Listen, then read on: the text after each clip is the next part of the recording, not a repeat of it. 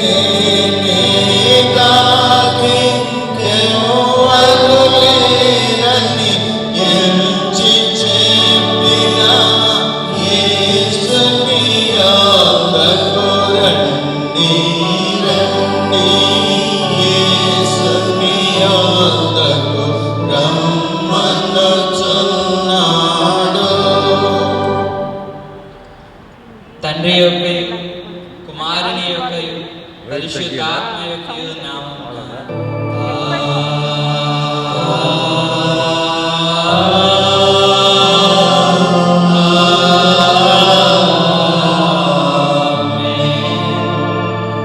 నీ వెలుగును నీ సత్యమును బయలుదేర చేయము. అవి నాకు త్రోవ చూపు. అవి నీ పరిశుద్ధ పర్వతమునకును నీ నివాస స్థలమునకును నన్ను తోడుకొని వచ్చు. అప్పుడు నేను దేవుని బలిపీఠమునొద్దకు నాకు ఆనంద సంతోషములు కలుగచేయు దేవుని యొద్దకు చేరుదును. దేవా నా దేవా, సితారా వాయించుచు నీకు కృతజ్ఞతాస్తుతులు చెల్లించెదను. ప్రభునందు ప్రియులారా, యథార్థ హృదయంతో మన తండ్రి అయిన దేవుని సమీపించి ఆయన ఎదుట మన పాపములు ఒప్పుకొని మన ప్రభు అయిన యేసు క్రీస్తు పేరట మనకు క్షమాపణ దయచేయమని వేడుకుందాము. ప్రభు నామము వలననే మనకు సహాయము కలుగుచున్నది.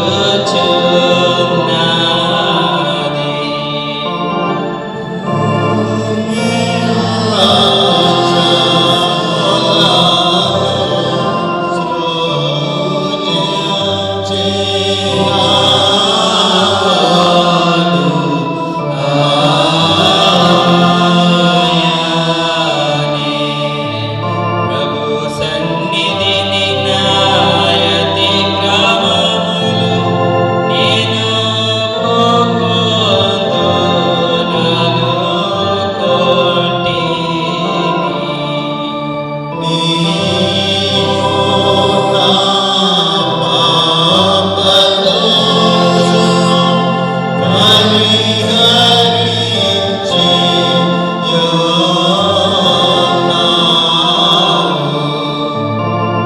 మా సృష్టికర్త విమోచకుడైన సర్వశక్తి గల దేవ, దీనులము పాపులమగు మేము స్వాభావికముగా పాపులమనియు అపవిత్రులమనియు తలంపు వలన మాట వలన క్రియ వలన నీకు విరోధముగా పాపము చేస్తామనియు నీ ఎదుట ఒప్పుకొనుచున్నాం.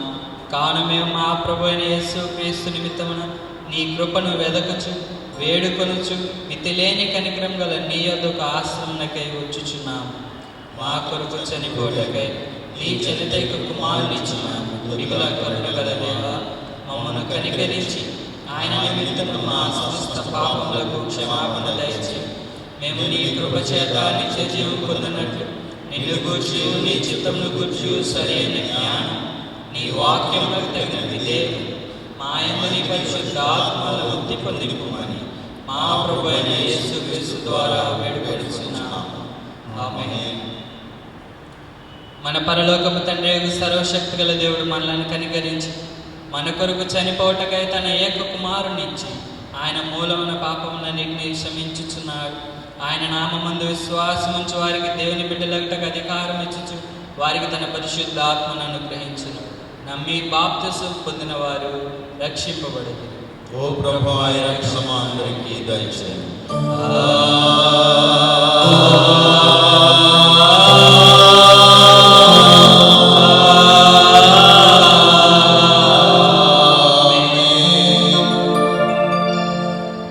పెంతెకొస్తు పండుగ ఆదివారం కొరకు ఏర్పాటు చేయబడిన ప్రారంభ గీతం చదువుకుందాం.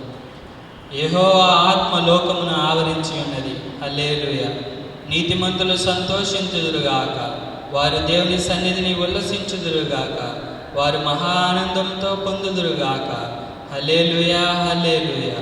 దేవుడు లేచుగాక, ఆయన శత్రువులు పారిపోదురుగాక, ఆయనను ద్వేషించువారు ఆయన సన్నిధి నుండి పారిపోదురుగాక.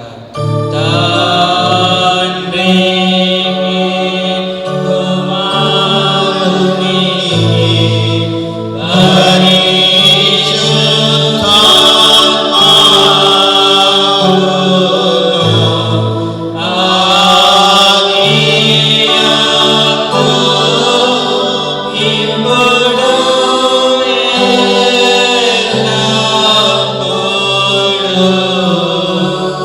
You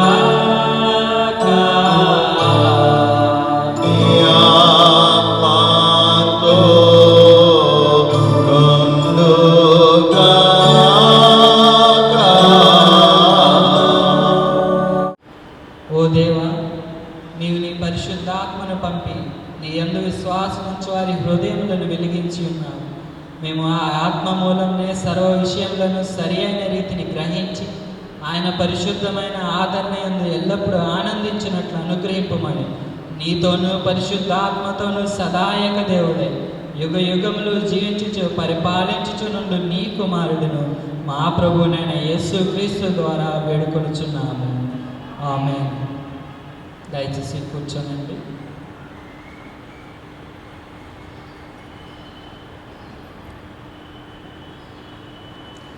పెంతెకొస్తు పండుగ ఆదివారం కొరకు ఏర్పాటు చేయబడిన పాత నిబంధన పాఠ్యభాగం ప్రవక్త అయిన యోవేలు గ్రంథము 2వ అధ్యాయం 28వ వచనం నుంచి 32వ వచనం వరకు ఈ విధంగా రాయబడి ఉన్నది.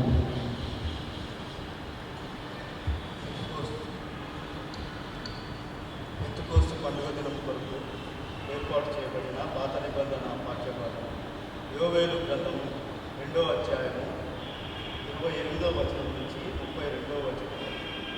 ప్రవక్త అయిన యోవేలు రాసిన గ్రంథము 2వ అధ్యాయం 28వ వచనం. నేను సర్వజనుల మీద నా ఆత్మను కుమ్మరింతును, మీ కుమారులను మీ కుమారులను ప్రవచనములో చెప్పుదు, మీ ముసలివారు కలలు కందురు, మీ యవ్వనులు దర్శనములు చూతురు. ఆ దినములలో నేను పనివారి మీదను పనికత్తెల మీదను నా ఆత్మను కుమ్మరింతును, మరియు ఆకాశమందును భూమి అందును మహత్కార్యములను అనగా రక్తమును అగ్నిని ధూమ స్తంభములను కనబరచదు. యెహోవా యొక్క భయంకరమైన ఆ మహాదినం రాకముందు సూర్యుడు తేజోహీనుడవు, చంద్రుడు రక్తవర్ణముడు.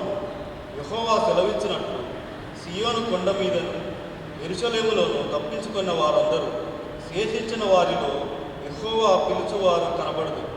ఆ దినమున యెహోవా నామమును బట్టి ఆయనకు ప్రార్థన చేయు వారందరూ రక్షింపబడరు. నేటి దినమునకు ఏర్పాటు చేయబడిన పాత నిబంధన ఇంతటితో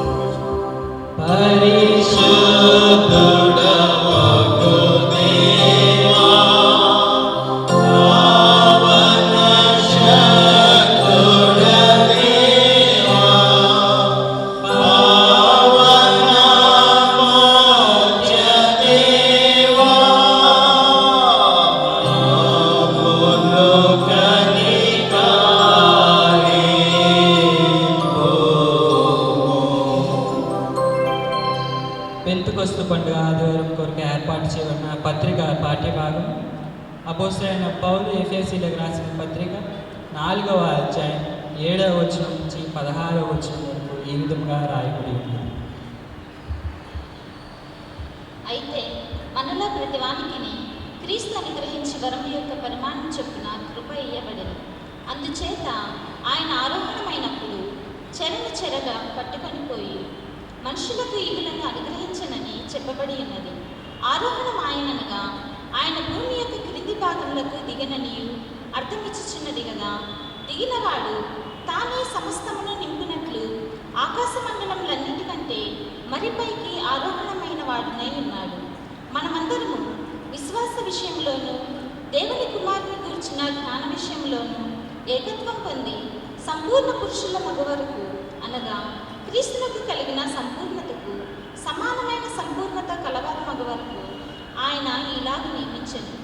పరిశుద్ధులు సంపూర్ణులగినట్లు క్రీస్తు శరీరము క్షేమాభివృద్ధి చెందుటకును పరిచర్య ధర్మము జరుగుటకును ఆయన కొందరిని అపోస్తలులను గాను, కొందరిని ప్రవక్తలను గాను, కొందరిని సువార్తికులను గాను, కొందరిని కాపరులను గాను, ఉపదేశకులు గాను నియమించెను. అందువలన మనం ఇక మీదట పసిపిల్లలమై ఉండి మనుషుల మాయోపాయముల చేత వంచనతోనూ తప్పు మార్గమునకు లాగుకు యుక్తితోనూ గాలికి కొట్టుకొని పోవునట్లు కల్పింపబడిన ప్రతి ఉపదేశమునకు ఇటు అటు కొట్టుకొని పోవచ్చు అలల చేత ఎగరగొట్టబడిన వారమైనట్లుండగా ప్రేమ కలిగి సత్యము చెప్పుచు క్రీస్తు వలె ఉండుటకు మనమన్ని విషయములలో ఎదుగుదుము. ఆయన శిరస్సై ఉన్నాడు. ఆయన నుండి సర్వ శరీరము చక్కగా అమర్చబడి తనలోనున్న ప్రతి అవయవము తన పరిమాణం చొప్పున పనిచేయుచుండగా ప్రతి కీలు వలన కలిగిన బలము చేత అతుకబడి ప్రేమ యందు తనకు క్షేమాభివృద్ధి కలిగినట్లు శరీరమునకు అభివృద్ధి కలుగు చేసుకొంచున్నది. ఈ దినమునగా ఏర్పాటు చేయబడిన పత్రిక వాక్య పాఠ్యభాగం ఇంతకరి.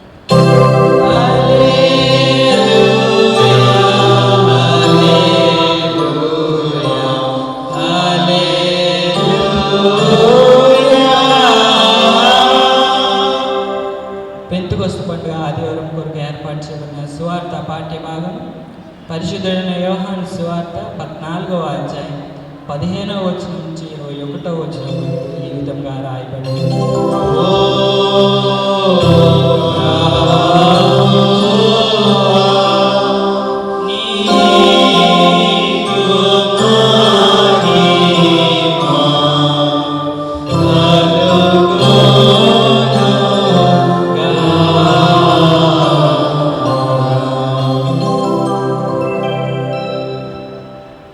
మీరు నన్ను ప్రేమించిన యెడల నా ఆజ్ఞలను గైకొందురు. నేను తండ్రిని వేడుకొందును. మీ యొద్ద ఎల్లప్పుడూ ఉండుటకై ఆయన వేరొక ఆదరణకర్తను అనగా సత్య స్వరూపియగు ఆత్మను మీకు అనుగ్రహించును. లోకము ఆయనను చూడదు, ఆయనను ఎరుగదు కనుక ఆయనను పొందనేరదు. మీరు ఆయనను ఎరుగుదురు, ఆయన మీతో కూడా నివసించును, మీలో ఉండును. మిమ్మును అనాథలనుగా విడువను, మీ యొద్దకు వద్దును. కొంతకాలమైన తరువాత లోకము నన్ను మరి ఎన్నడూ చూడదు, అయితే మీరు నన్ను చూతురు. నేను జీవించుచున్నాను కనుక మీరును జీవింతురు.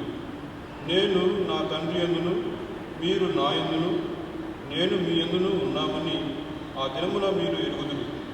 ఆజ్ఞలను అంగీకరించి వాటిని గైకొనువాడే నన్ను ప్రేమించువాడు. నన్ను ప్రేమించువాడు నా తండ్రి వలన ప్రేమింపబడును. నేనును వానిని ప్రేమించి వానికి నన్ను కనుపరుచుకుందునని చెప్పాను. ఈ దినముగా ఏర్పాటు చేయబడిన సువార్త పాఠ్య భాగం ఇంతవరకు.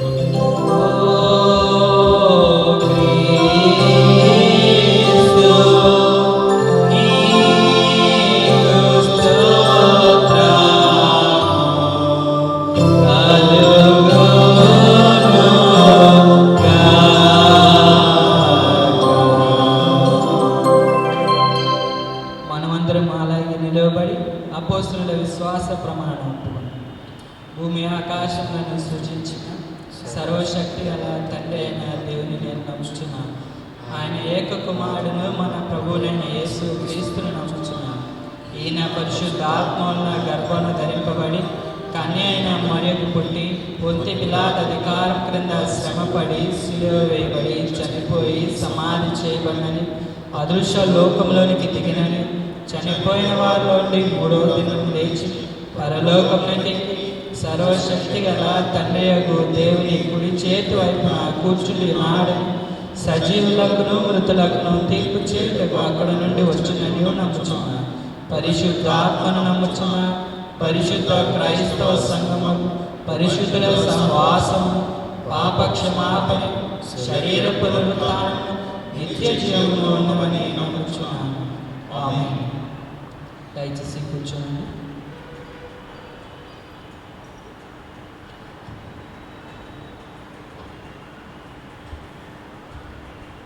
దేవుని వాక్యాన్ని ధ్యానం చేయడానికి ముందుగా మనమందరము కలిసి ఆంధ్ర క్రైస్తవ కీర్తన పుస్తకంలో నుండి 239వ కీర్తన ఆత్మ నడుపు సత్యములోనికి ఇప్పుడే అనే కీర్తన పాడుకున్నాం.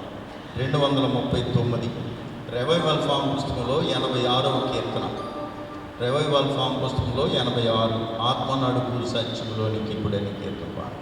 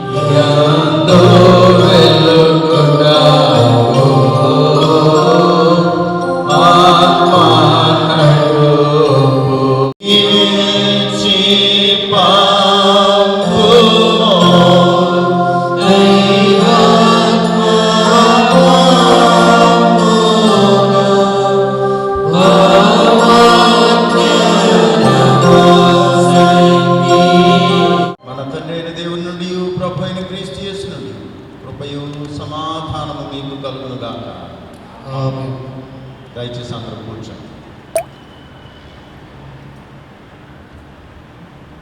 ప్రభునందు ప్రియమైన దేవుని సంఘమా, మన ప్రభును ప్రియరక్షకుడైన యేసుక్రీస్తు వారి ఉన్నతమైన శ్రేష్టమైన నామంలో మీ అందరికీ శుభాభివందనాలు తెలియజేస్తున్నాను. ఈరోజు మన ధ్యానంలో భక్తుడైన పౌలు గారు భక్త కోటికి వ్రాస్తూ యేసు ప్రభు వారి పునరుత్థానాన్ని గురించి, యేసు ప్రభు వారి ఆరోహణాన్ని గురించి 2 మాటలు ఆయన జ్ఞాపకం చేస్తున్నాడు. ఆయన ఆరోహణము ఆయన అనగా ఆయన భూమి క్రింది భాగమునకు దిగిపోయేదని అర్థము. అలాగే ఆయన ఆరోహణము ఆయన అనగా ఆయన ఆకాశం మీది ఆకాశంలోనికి ఎక్కిపోయేను అని కూడా అర్థమని 2 భావాలు ఆయన జ్ఞాపకం చేస్తున్నారు. నెగిటివ్ సెన్స్లో తీసుకున్న వాళ్ళకేమో క్రిందికి దిగే అలవాటు, పాజిటివ్ సెన్స్ తీసుకున్న వాళ్ళకేమో పైకి ఎక్కే అలవాటు. కొందరికి క్రిందికి దిగే తలంపు, మరికొందరికి ఉన్నత స్థితికి హెచ్చించబడే ధన్యత.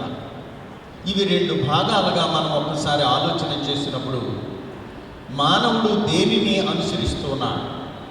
క్రిందికి దిగే పరిస్థితుల్లో ఉన్నాడా, లేకపోతే పైకెక్కే పనిలో ఏమైనా ఉన్నాడా? దేవుడు క్రిందికి రమ్మని పిలిచాడా, లేకపోతే పైన ఉన్నప్పుడు పిలిచాడా అని కనుక మనము ఒక్కసారి ఆలోచన చేసినట్లయితే, పైకెక్కిన వాళ్ళేమో క్రిందికి రమ్మని పిలిచినట్టుగా, క్రిందున్న వాళ్ళేమో చెయ్యి అందించి పైకి రమ్మని పిలిచినట్లుగా వాక్యం చూస్తున్నాం. జక్కయ్యని మనం ఒకసారి జ్ఞాపకం చేసుకోవాలి. జక్కయ్య చెట్టు మీద ఉన్నాడు. జక్కయ్య దిగు త్వరగా, నేడు నేను నీ ఇంట ఉండవలసి ఉంది. జక్కయ్య పైకి ఎందుకు ఎక్కాడు? తాను హెచ్చించుకోవడానికి కాదు. తన గొప్పవాడు కనుక పైకి ఎక్కి కూర్చోలేదు.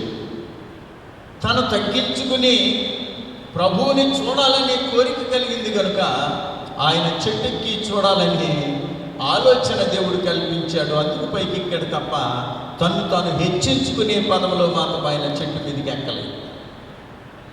అలాగే క్రింద పడిపోయిన వారిని గురించి మనం ఒకసారి జ్ఞాపకం చేసుకోవాలి. క్రిందున్న వాళ్ళని పైకి రమ్మని ఎలాగా పిలుస్తున్నాడు ప్రభు? పడిపోయిన పరిస్థితులు మనకి చాలా ఉన్నాయి. కూలిపోయిన పరిస్థితి అని మనం దానికి పేరు పెట్టుకోవచ్చు. పేతురు గారు సముద్రములో, గలిలయ సముద్రములో యేసు ప్రభు వారు ఆయన నడిచి వస్తూ ఉంటే పోతమని అన్నారు. కాదు నేనే అని అంటే, నువ్వే అయితే గనక నేను కూడా నీతో పాటు నీళ్ళలో నడిచే అధికారం ఇమ్మని అడిగాడు. రమ్మని పిలవు కానీ సంతోషముతో దిగాడు. కానీ ఆ గాలి అలలు చూచినప్పుడు భయపడ్డాడు అని వాక్యమును బట్టి నేను మీకు హెచ్చరిక చేస్తున్నాను. చాలాసార్లు నేను వాక్యాన్ని చదువుతున్నప్పుడు నాకు అనిపించింది, నాకు వినిపించింది ఆత్మ ద్వారా ఏమనంటే, పిరికివారు దేవుని రాజ్యమునకు వారసులు కాదు. ఎలాంటి పిరికివారు? ఒకటి, భయము అనేది ఏదైనా ఒక్కటే. దేని నిమిత్తం మనం భయపడుతున్నాం? లోకంలో ఉండే పరిస్థితులను బట్టి భయపడుతున్నామా? ఆర్థిక వనరులు లేని కారణంగా మనం ఎలా బ్రతకాలనే దాని గురించి ఏమైనా భయపడుతున్నామా?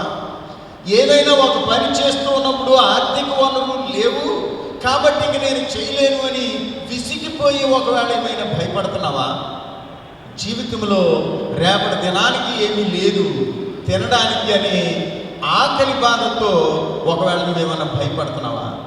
ఉద్యోగం లేదు, మాకు పోషణకి ఏమీ ఆధారం లేదని ఒకవేళ నువ్వు భయపడుతున్నావా అని నీ భయం దేని గురించి అని కనుక ఒకసారి మనం ఆలోచన చేసుకుంటే, నిన్ను గురించి కనుక నువ్వు భయపడితే నువ్వు దేవుని రాజ్యానికి వారసురాలు కావు.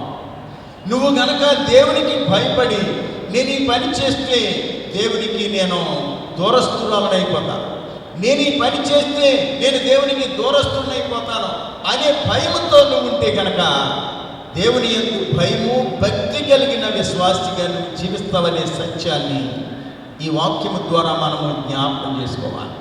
కాబట్టి స్నేహితులారా, లోకము యొక్క పోకడ ఎలా ఉంటుంది అని అడిగితే, కొద్దిగా ఏదైనా తప్పు పని ఏదైనా జరిగినప్పుడు దిద్దుకోవడానికి బదులుగా అదే తప్పు ప్రతి ఒక్కళ్ళు చేయడానికి ఆస్కారము ఏర్పడింది. మన బ్రతుకులో నేను చిన్న వయసులో ఉన్నప్పుడు మా ఊరిలో పండగ చేస్తున్నారు అని అంటే కోత పండుగ అనే దానికి చాలా ప్రాధాన్యత ఇచ్చేవారు. అందరూ చదువుకున్న వాళ్ళు, అందరూ ఈఎల్సి హై స్కూల్లో టీచర్స్, స్టాఫ్ అన్నమాట. దగ్గరగా ఒక 60-70 మంది హైలీ ఎడ్యుకేటెడ్ పీపుల్ ఉండేవారు మా చర్చిలో. ఎలాంటి పెద్దలు పనిచేశారు అని అంటే, ఒకటి నక్క జ్ఞానప్రకాశం గారు చేశారు. ఆయన చిన్న వయసులో ఉన్నప్పుడు. ఆయన తర్వాత మేడికి జోసెఫ్ గారు చేశారు. ఆయన తర్వాత తలగాయలు ప్రభుదాస్ గారు చేశారు. ఆ తర్వాత కాకి నతాలి గారు చేశారు. ఇలాగ వరుసగా జాన్ మోజెసే గారు, జక్రయ్య గారు, క్రిస్టాఫర్ గారు, ఆ తర్వాత మన మోడరేటర్ బిషప్ గారు, ఫెడ్రిక్ పరదేశ్ బాబు గారు, ఇలాగ వరుసగా చాలామంది పాస్టర్ గారు పనిచేశారు మా సంఘంలో. అది A class parish, number 1 town parish. ఆదాయం ఎక్కువ, ఖర్చు ఎక్కువే, అన్నీ ఎక్కువే, భక్తి కూడా ఎక్కువ. ఆ రోజుల్లో స్టాల్స్ పెడుతున్నారు అని అంటే ఎవరో అని అంటే రెస్ట్ హౌస్ రోడ్ అనేవారు, లేకపోతే బేతనీపేట అని పేరు పెట్టేవారు. ఎవరు వాళ్ళు అని అంటే అందరూ బేతనీ గైడ్స్ హై స్కూల్లో స్టాఫ్, లేకపోతే ఈఎల్సి హై స్కూల్లో పనిచేస్తున్న స్టాఫ్, మన లూథరన్ చర్చ్ స్టాఫ్ అని చెప్పంటే వీళ్ళు 100 మంది, వాళ్ళు 100 మంది స్టాఫ్ స్టాల్స్ పెట్టేవారు.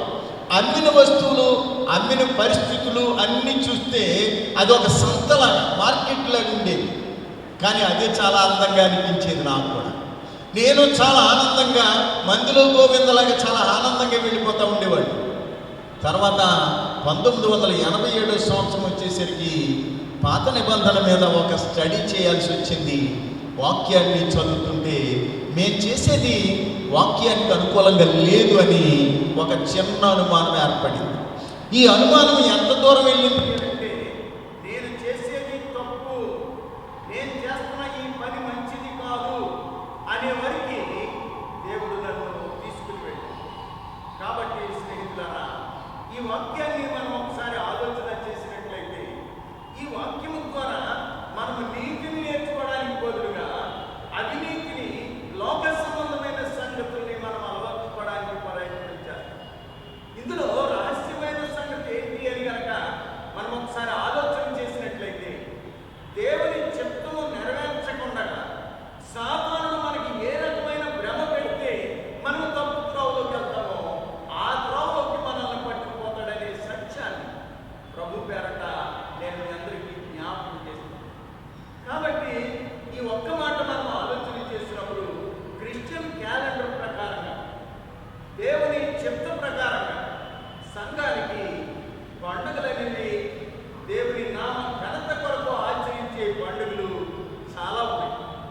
మరి ముఖ్యంగా యూదులు, ఇశ్రాయేలు ప్రజలు పండుగను ఆచరిస్తున్నారు అని అడిగితే అందులో ప్రాముఖ్యమైన పండుగలు ఎన్ని అని అంటే 3. ఈ 3 పండుగల గురించి ధర్మశాస్త్రంలో చాలా చక్కగా మానవుని జ్ఞానానికి అందని రీతిలో 3 పండుగల గురించి చాలా చక్కగా వివరించాడు భక్తుడైన మనిషి. మొదటి దాని గురించి మీకు జ్ఞాపకం చేస్తా. ద్వితీయోపదేశకాండం 16వ అధ్యాయం 16వ వచనాన్ని కనుక మనం చదివితే అక్కడ ఈ మాట ఖచ్చితంగా వ్రాస్తున్నారు. ఒకసారి చదువుదాం. ఏటికి 3 మార్లు అనగా పొంగని రొట్టెల పండుగ, 2 వారముల పండుగ, 3 పర్ణశాలల పండుగ. అంటే పండుగలు ఎన్ని యూదులు ఆచరించవలసినవి అని కనుక మనం ఆలోచన చేస్తే 3 పండుగలు మాత్రం ఖచ్చితంగా ఆచరించాలి.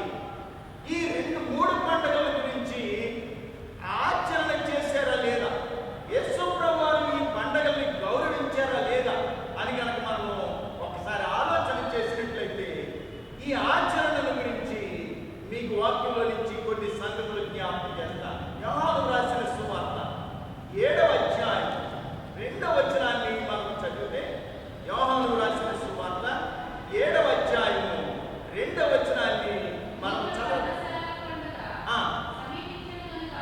చదువు. ఆయన సహోదరులు అంటే ఏ పండుగ సమీపించింది? పర్ణశాలల పండుగ సమీపించింది.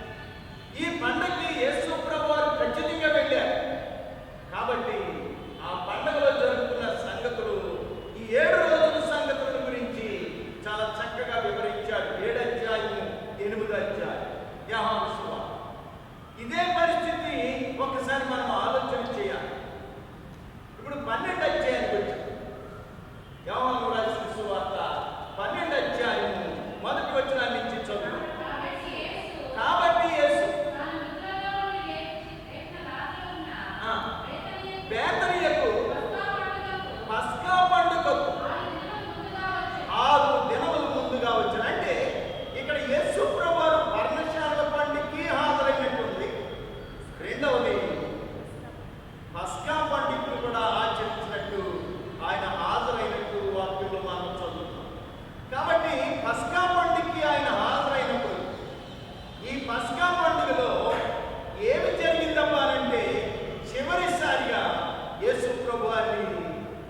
ఖచ్చితంగా బలి చేసేసారు. యేసు ప్రభువాన్ని పట్టుకున్నాడు, చంపేశారు. ఈ పస్కా బలి అయిపోయింది కనుక ఇక జరగాల్సింది ఏముంది అని అంటే మూడవ పండగ, ఆచరించాల్సిన పండగ ఉంటుంది. ఆ పండగ పేరే వారముల పండుగ. నేను వారముల పండుగ గురించి నాకు సరిగా అవగాహన లేదు ఒకప్పుడు. అయితే అవగాహన వచ్చేసరికి మన సంఘములో దుస్థితి భయంకరంగా పెరిగిపోయింది. దాన్ని అరికట్టడానికి నా శక్తి చాలట్లేదు. కాబట్టి ప్రభునందు ప్రియా దేవుని సంఘమా, ఒక్కసారి మనం దీని గురించి ఆలోచన చేయాలి. వాక్యాన్ని వింటున్న మీ అందరూ కూడా దేవుని ఎడల భయం లేనోళ్ళని కానీ భక్తి లేనోళ్ళని కానీ నేను అనుకోవట్లేదు.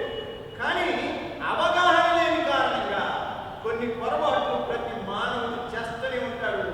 అది మనం చూస్తూనే ఉంటాం.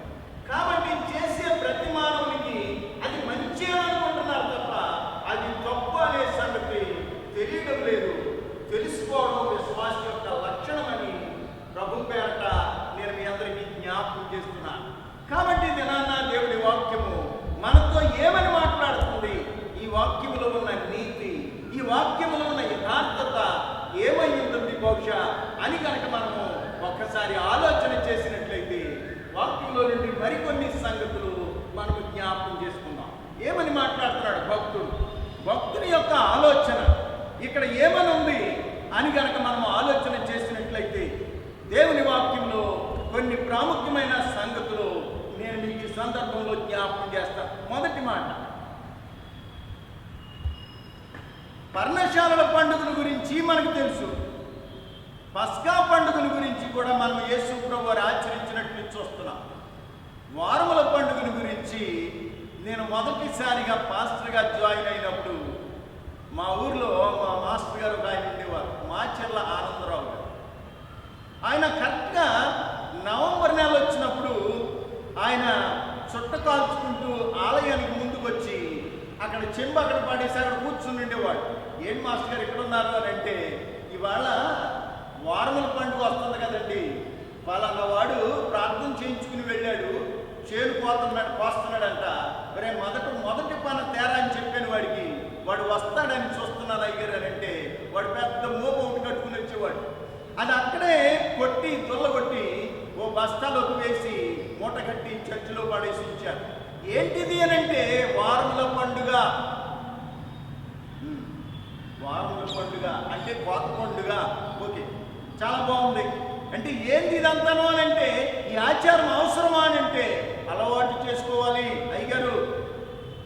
ఇప్పుడు లేవీకాండము 23 అధ్యాయం మొదటి వచనాల నుంచి కొన్ని వచనాలు చదువుదాం. ఏంటి ఇందులో ఉన్న రహస్యం? లేవీకాండము 23 అధ్యాయము మొదటి వచనం చదువు. మరియు యెహోవా మోషేకు ఎలాగూ సెలవిచ్చెను, నీవు ఇశ్రాయేలీయులతో ఇట్లను, మీరు చాటింపవలసిన నియామక కాలములు ఇవే. చాలు, నియామక కాలం. మీరు పాటించవలసిన కొన్ని నియమ నిబంధనలు మీరు ఖచ్చితంగా పాటించాలి అని దేవుడైన యెహోవా మోషే ద్వారా ఈ మాట సెలవిస్తూ ఉన్నాడు. కాబట్టి ప్రభునందు ప్రియ దేవుని సంగమా, మనము కూడా పాటించాలి. మోషే ఇశ్రాయేలు ప్రజలకు ఆజ్ఞాపించాడు దేవుని మాట అంటే అది ఖచ్చితంగా మనము కూడా ఆచరించబద్ధులమై ఉన్నాం. ఇప్పుడు 10వ వచనానికి వచ్చాం, చదువుదాం.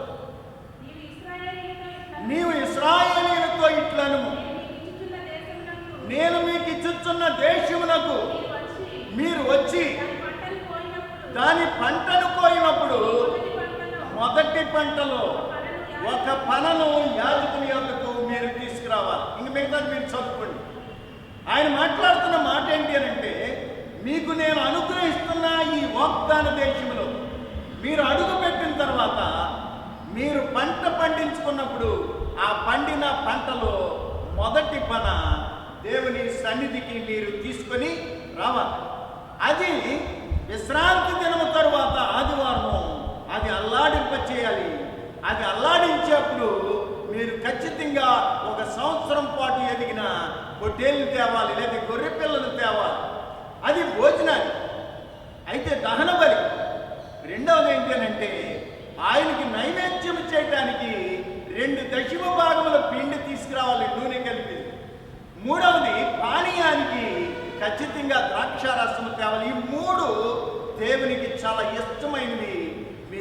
మర్చిపోవద్దని చెప్పి వాగ్దానం చేశాడు. కాబట్టి ప్రభునందు ప్రియ దేవుని బిడ్డలారా, దేవుని వాక్యము సెలవిస్తున్న మాట ఏంటి అని అంటే, కోత పండుగ అని అనగానే కోత మొదలుపెట్టింది మొదలుకొని అది ముగించే వరకు కొన్ని దినముల పాటు పడుతుంది కనుక వాళ్ళు 7 వారాలు లెక్కించారు. 7 వారాలు లెక్కించి 14వ వచనాన్ని చదువుదాం. ఈ 14వ వచనంలో ఏమనుందో చదువుదాం. ఆ దినమెల్లా మీరు ఏమీ తినడానికి వీల్లేదు, తినకూడదు. 15వ వచనం, మీరు విశ్రాంతి దినములకు మరుదినము మొదలుకొని అనగా అల్లాడించు పని తెచ్చిన మొదటి దినం మొదలుకొని 7 వారములు మీరు లెక్కించాలి. 7 వారానికి 7 రోజులు, 7 వారాలు లెక్కిస్తే 7 ఏళ్ళు 49. ఆ తర్వాత అన్నాడు 50వ దినము అనగా చదువు 7వ విశ్రాంతి దినపు మరుదినము మీరు 50 దినములు లెక్కించి యెహోవాకు క్రొత్త ఫలముతో నైవేద్యము అర్పించాలి. ఇది కోత పండుగలో ఉండే ప్రధానమైన సంగతి. ఈ సంగతుల గురించి దేవుడైన యెహోవా మోషే ద్వారా సెలవిచ్చిన ఆజ్ఞ, ఈ ఆజ్ఞని అతిక్రమించకుండా ఇశ్రాయేలు ప్రజలు ప్రతి సంవత్సరము కోత పండుగ ఆచరిస్తూనే ఉన్నారు. కొన్ని సంవత్సరాలు అయిన తర్వాత అక్కడ పరిస్థితులన్నీ కూడా భయంకరంగా తయారైపోయినాయి. ఇది దేవుడైన యెహోవా మోషేకు ముందుగానే బయలుపరిచాడు. ద్వితీయోపదేశకాండం 4వ అధ్యాయం 26వ వచనాన్ని చదువుదాం. ద్వితీయోపదేశకాండం 4వ అధ్యాయము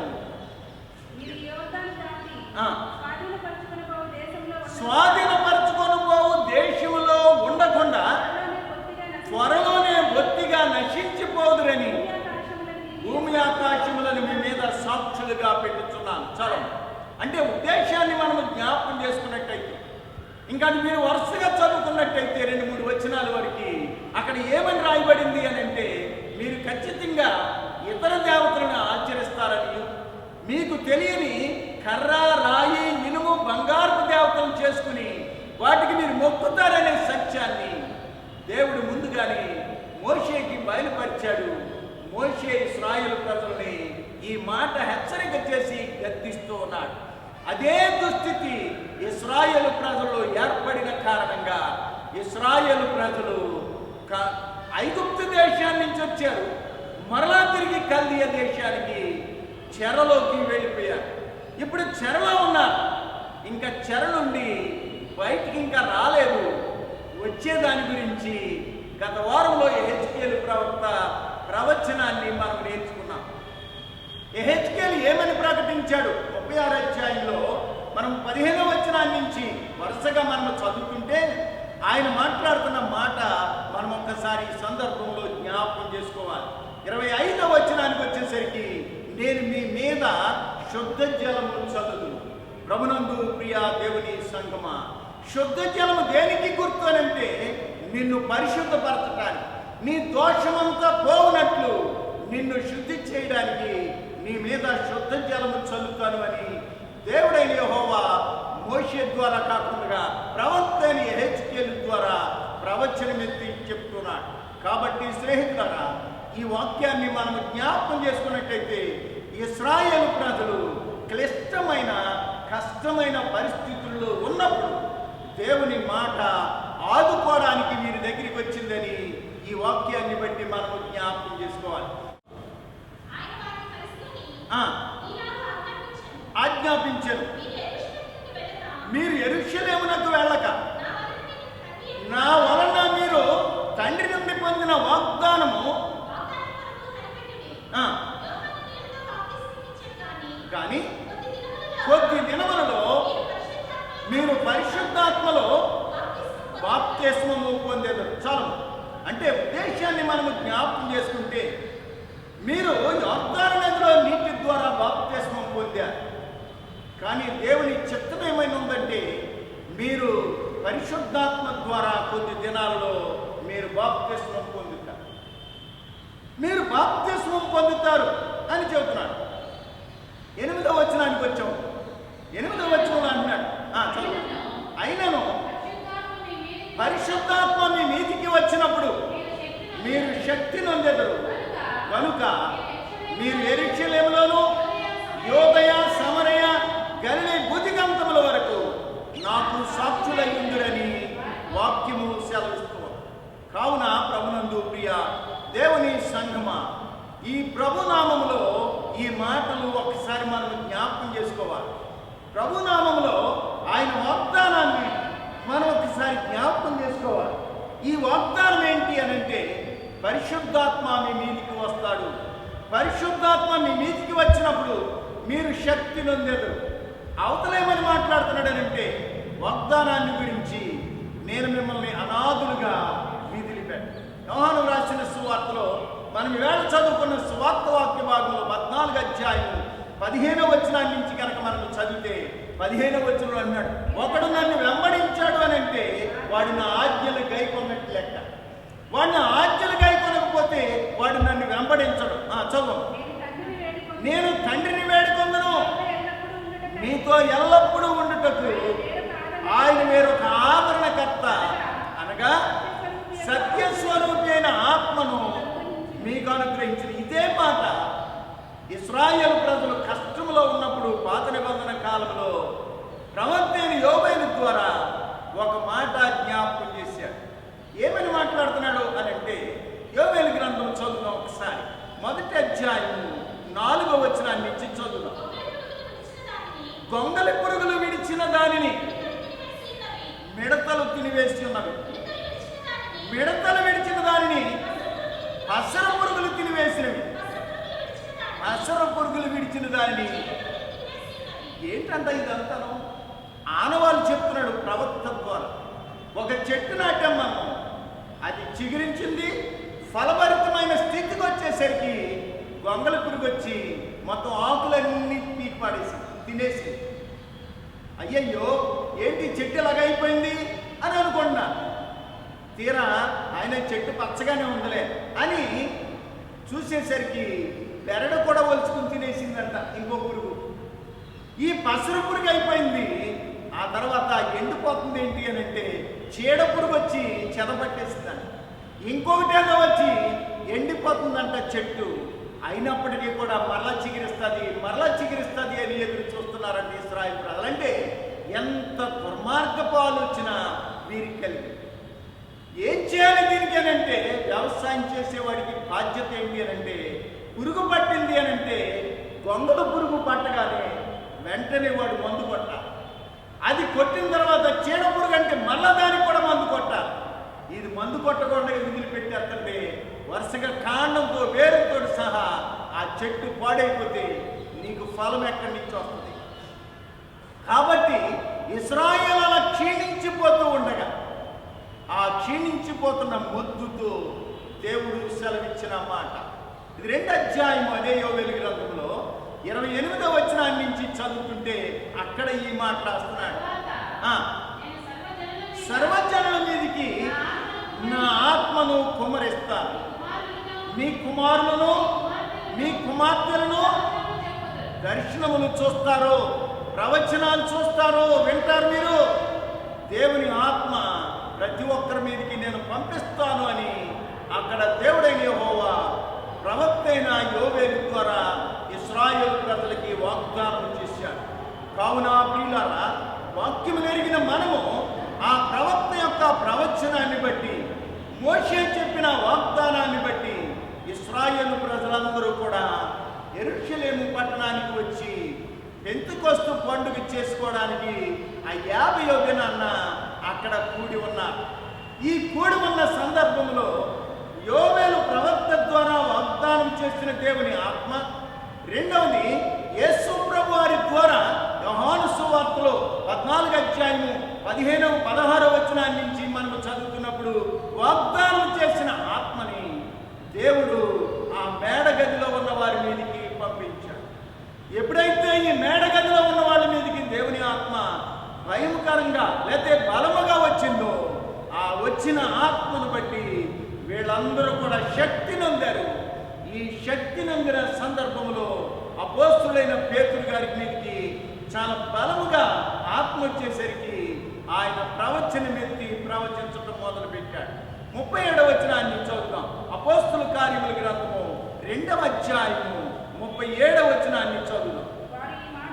వారి మాటలు విని హృదయములో నొచ్చుకొని, సహోదరులారా మేమేమి చేతుమని పేతురును కడమ అపోస్తులను అడుగగా, పేతురు మీరు మారు మనస్సు పొంది పాప క్షమాపణ నిమిత్తమై ప్రతివాడు యేసుక్రీస్తు నామములో బాప్తిస్మము పొందండి, అప్పుడు మీరు పరిశుద్ధాత్మ అనే వరాన్ని మీరు ఖచ్చితంగా పొందుతారని అక్కడ వాగ్దానం చేసినట్లుగా వాక్యములో మనం చూస్తున్నాం.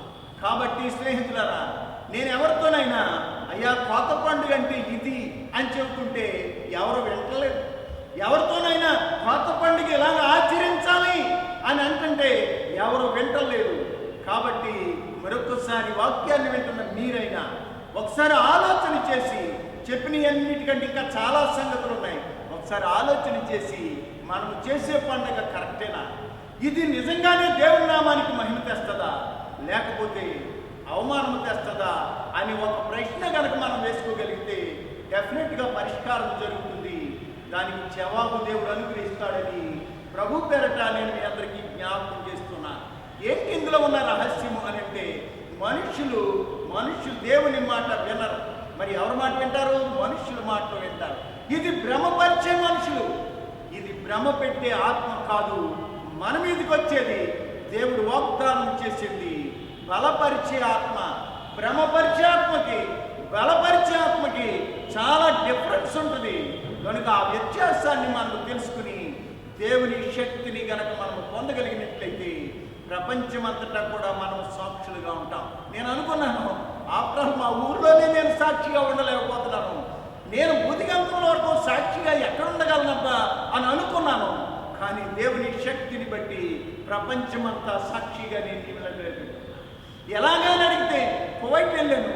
కువైట్లో మన సంఘస్థులందరూ అబ్బో అయ్యగారు వచ్చారు, పదకొండుకి చేయాల్సిందే. వీల్లేదు, మీరు చేసేది కరెక్ట్ కాదు. స్టాల్స్ పెట్టడం, చెత్త పనులన్నీ చేయటం, ఈ కొరడాలతో కొట్టించుకునే పని మీరు చేయొద్దు. యేసు మీరు ఇక్కడ వ్యాపారం చేయమని ఎవడు చెప్తున్నాడు మీకు? ఇది తప్పు అని అంటే ఎవడు వినలేదు, విధులు పెట్టేశాను. ఇంకో దేశానికి వెళ్ళాను, అక్కడ అంతే చెప్పాను. వాళ్ళందరూ నన్ను గురించి ఖచ్చితంగా గుర్తుంచుకోవాల్సిన సంగతి ఏంటంటే, కోత పండుగ మనం ఆచరించినట్టు చేస్తే పాస్టర్ గారు ఒప్పుకోవడం. కారణం ఏంటంటే ఆయన వాక్యంలో నుంచి ఏదో చెప్తాడు, అది మనకు అర్థం కాదని మూలుక్కుంటున్నారే తప్ప దేవుని వాక్యంలో ఉన్న నీతిని గ్రహించలేకపోతున్నారు. ఒకవేళ నువ్వు నేను మనము కూడా గ్రహించలేని దుస్థితిలోనే ఉంటే మనము కూడా గొంగల పురుగు విడిచిన దాన్ని పసర పురుగు విడిచిన దాన్ని చీడ పురుగు, ఈ పురుగులు వచ్చి ఏ ఒకటి తినేసి వెళ్ళిపోతాయి, నీ జీవితానికి క్షీణించిపోతుంది. ఏంటి దేనికి సాదృశ్యం ఇది అని అంటే, ప్రపంచాన్ని గజగజ వణికించగలిగే ఒక శక్తిని దేవుడు పంపించాడు. దాని పేరే కరోనా. ఈ కరోనాకి భయపడని వాళ్ళు ఎవరన్నా ఉన్నారా అంటే నాలాంటి మూర్ఖులు తప్ప మిగతా వాళ్ళందరూ భయంతోనే చచ్చిపోతున్నారు. ఈ మామూలుగా చావటం మంచిది, కానీ భయంతో చచ్చిపోవడం అన్నది చాలా భయంకరమైన దుస్థితి. ఆ దుస్థితిలో ఒకవేళ నువ్వు ఉన్నట్టయితే నిన్ను బ్రతికించగలిగిన శక్తిమంతుడు దేవుడని నువ్వు నమ్మితే గనక పసర పురుగు నిన్నేమి చేయలేదు, చీడ పురుగు ఏమి చేయలేదు, గొంగల పురుగు కూడా నిన్నేమి చేయలేదనే సత్యాన్ని ఈ వాక్యము ద్వారా మనము నేర్చుకుని లోక సంబంధమైన లేదా మనుషులు తీర్మానం చేసిన ఈ పండగలన్నీ మనము తీసివేసి దేవుని చిత్త ప్రకారంగా ఒకవేళ మనము వారముల పండుగ ఆచరించడానికి వచ్చామనుకోండి యెరూషలేముకి, కానీ ఏ సంగతి చూశారు వాళ్ళు అని అంటే పరిశుద్ధాత్మని యొక్క అవతరణని వాళ్ళు చూడగలిగారు.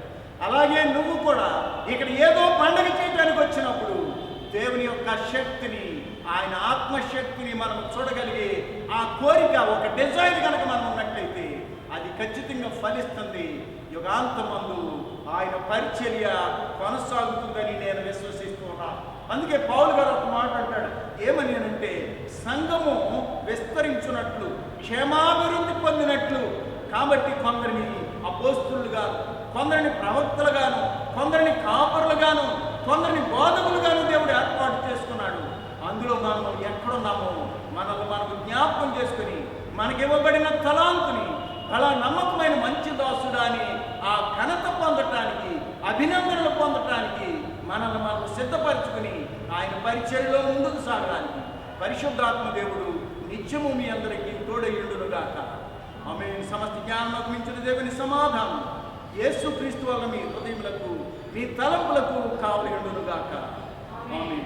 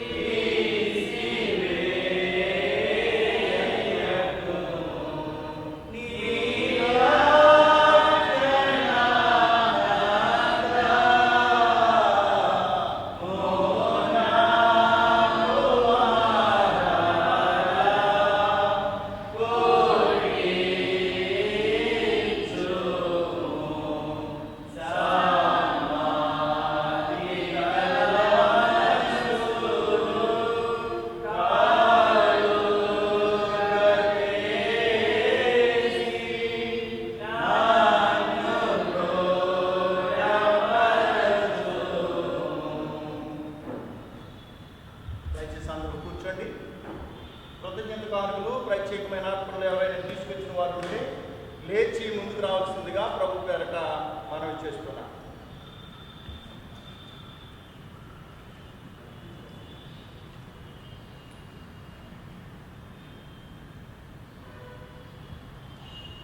సంఘ కానుకలు సమర్పించుకున్నాం.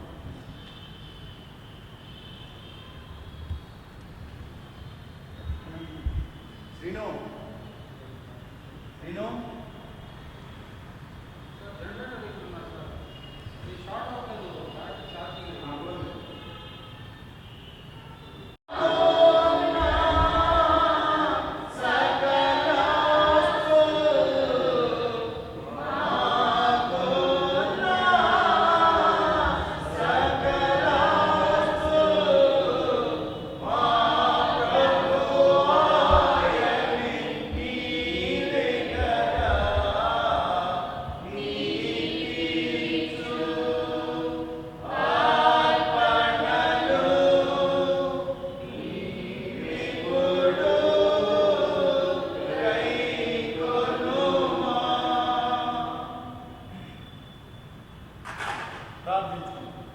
సర్వశక్తియు మిక్కిలి కనికరము కలిగిన దేవా, మా పరలోకపు తండ్రి, మీ మహిమగల శ్రేష్టమైన నామమునకు స్తుతులు స్తోత్రములు చెల్లిస్తున్నాము.